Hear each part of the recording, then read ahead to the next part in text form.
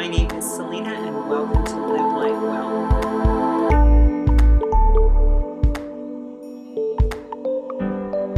Eat life.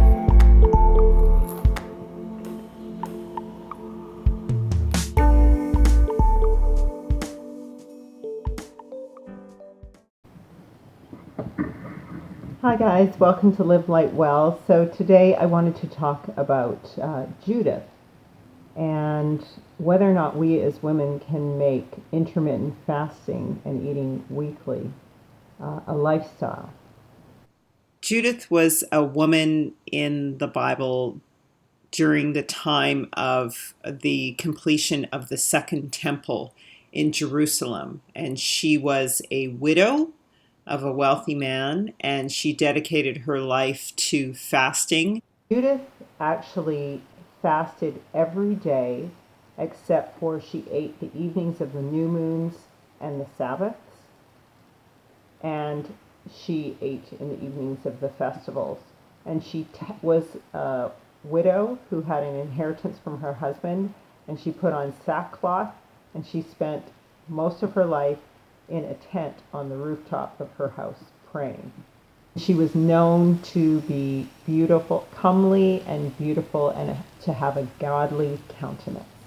So today I am just doing a vlog, and I'm going to talk about fasting as a lifestyle, both as godly women and for your health.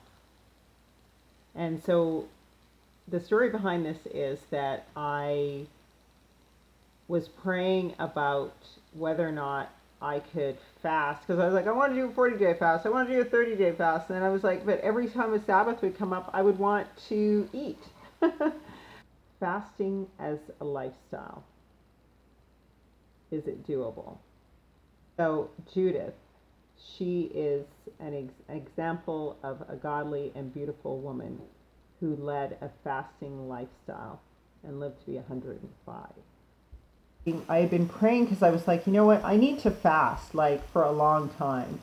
And Lord, would it be okay if I fast 6 days a week and then just eat on the Sabbath? Because I really found myself, sorry, I've got allergies, guys, it's allergy season. I found myself really wanting to eat. I was really excited to find Judith in the Bible, in this the Apocrypha section of my Bible, because I had really been praying about, how I'm going to fast and detox and cleanse my body and finally get healed. And I was like, well, Lord, can I fast all week and then just eat on the Sabbath and for the new moons and the festivals? And lo and behold, I looked up Judith, and that's exactly what she did. She lived to be 105. She fasted every day except for on the Sabbath and the new moons and the festivals. And lived to be 105. Not only that, she was a warrior. When the Second Temple was built and the Assyrians came against Judah, came against Israel, and they had to withstand the Assyrians, she came up with a plan to defeat the warrior leader, the chief military officer of the Assyrians. And so she was able to do that. And she normally would be fasting and praying and wearing her widow's clothes. She was a widow. When she got all dressed up, everyone was like, wow, you're like beautiful, man. So not only did she live long, but she looked really awesome. She just didn't dress herself up all the time because she was a holy woman. She wasn't concerned about that. So she was extremely beautiful and extremely wise. And so she cut off the head of the Assyrian general. And that's how they defeated the Assyrians. And it's kind of sad because it's also within the book of Judith that you read that this is when Ephraim went into captivity because they were with the Assyrians, because they had caved in the north of the kingdom. And then so that's how the Assyrians got down to Judah to make war with them, and Judah withstood them. So I was really excited about that. So it is possible to intermittently fast and just eat 1 day a week. Just feast one day a week, 4 to 5 days a month. So it's definitely doable. I'm not going to do a pure fast, but I'm thinking about trying this, and so we'll see how it goes. Even after Judith slayed this Assyrian general, all the men in the kingdom wanted to marry her, but she remained single, married to YAH, fasted, tabernacled on the rooftop of her house for the rest of her life. And so, not everybody needs to get married. She was living a pretty fulfilling life. She was a well-off woman, and when she passed away, she left everything she had to her servants. What's really interesting is that repeatedly in the Bible, when men are weak or they don't take their proper stance of protecting the people of Israel, the land of Israel, or going to war, if they're cowardly or childish, or everyone's doing what's right in their own eyes in the nation, all the men, then women tend to rise up and take authority. So it's not that God disapproves of women being in leadership, but he would prefer that men take leadership. But he honors women who do take that position when men fail. So I really wanted to share some great news with you. I was having my Sabbath this weekend, and I had been wanting to I inherited this Bible from my dad, from my British side of the family. It was donated to us by Lord Wharton, and it was published in 1875. And I had been listening to this this speaker called Big Judah, who is a really amazing teacher. Although he relies on, like, I'm a flat earther, and he relies on astrology, which is incorrect, but he goes a bit too broad in his books, but he has some amazing teaching. But one of the things that he showed to me was that he has an old Bible from like the 1700s, and it has the Apocrypha in it, and it has all of the in the pages are cross references to the Apocrypha, to other texts from the 66 books. So they're all cross-referencing each other. And of course, we know that it was only 150 years ago that they removed the Apocrypha from the Bible. And so that was just evidence that it was in the Bible before. It was only recently removed. And also, the Septuagint includes the Apocrypha. So the Apocrypha is part of the Bible. And my first Bible that I ever got, that I prayed about, and I was like, gosh, God must have got this wrong, was one that included the Apocrypha. So I looked at this Bible. At first I spent an hour, 2 hours going through my storage trying to find it, and lo and behold, I came upstairs, and it was just on top of the dryer. I was so mad because it just exhausted me looking for it. But anyway, here it is. And you see it's dedicated to our family.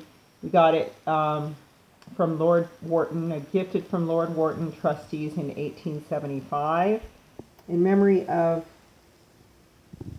the just and blessed Philip Lord Wharton, age 83, by his will left trustees certain estates in Yorkshire, the proceeds of which are to be devoted each year to the distribution of Bibles, catechisms, and other books.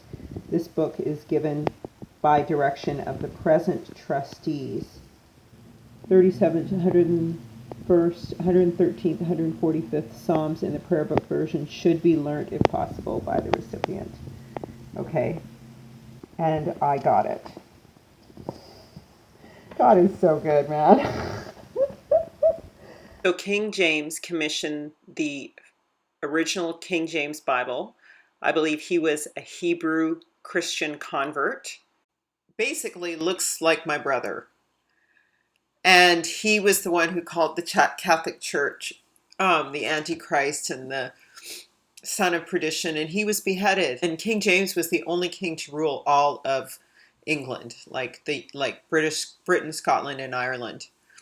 And his son was next in line to rule England, Charles I. And Lord Wharton, although he was close to Oliver Cromwell, it says here he opposed the purge of Parliament, and he opposed Charles I's execution. So to me, that's very important that he distributed the proper King James Bible and that he respected the offspring of King James, King Charles. So it's just ironic that I would inherit this. It's amazing what God does. I was so happy to open it. I nearly cried when I found it. And it has the Apocrypha not at the end of the book like the King James that you find online, but the Apocrypha is in the middle of the Bible between the Old and the New Testament. So I started looking through it, and we get up to the Daniel. We go through the Obadiah, Malachi. And I think Malachi is the last book of the Bible. And then we have Esdras. First and second book of Esdras. So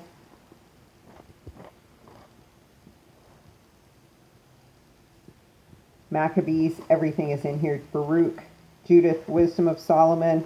You know, I thought I was wrong when God gave me my first Bible and it had the Apocrypha in it. I thought I was wrong. But God knew what he was doing. Then it goes on to First Thessalonians, the New Testament. So it's in the middle of the Bibles in England. So it's been removed. Like not even, let me see, that was 1875. So it's been 143 years ago they removed this. They removed the Apocrypha from the Bible. And we walk around in ignorance thinking that We have the whole complete Bible, and we don't. This is it. And I'm sure there's more. and it has the references in it back to other scripture. Daniel, Genesis, Tobit, Jeremiah. Look, here's Bel and the dragon. So that's Daniel when he kills the dragon. So I was given this gift, and I opened it today on the Sabbath. I just considered it an honorable family relic, and I didn't want to ruin it. But hey, man, I'm going to ruin it. I'm going to go through it and mark it up. So that was so exciting to me. So yeah, so I just thought I would share that with you, that there's all these biblical ways to fast, and this is not one of the ones that I mentioned. So, and I also thought I would just share that testimony about finding this ancient Bible that I inherited from my dad, and I dug up out of one of his storage areas, and I'm so happy to have it. This is a health channel, but I'm finding my focus is shifting a lot more to spiritual issues as they relate to food and health, but also to what's happening in the end times. And so my channel is what I make it. It's not going to exclusively be about health or food. I'm going to do whatever God leads me to do. So I hope that you guys will enjoy that. I still have to finish my testimony about my heritage. And I've just been really busy. I'm working on another project with a bunch of people, and I just have not had time to work on the video. I'm also trying to, hopefully this weekend, I will do the second part of the clean and unclean foods video. It's going to be about your table being a snare for you.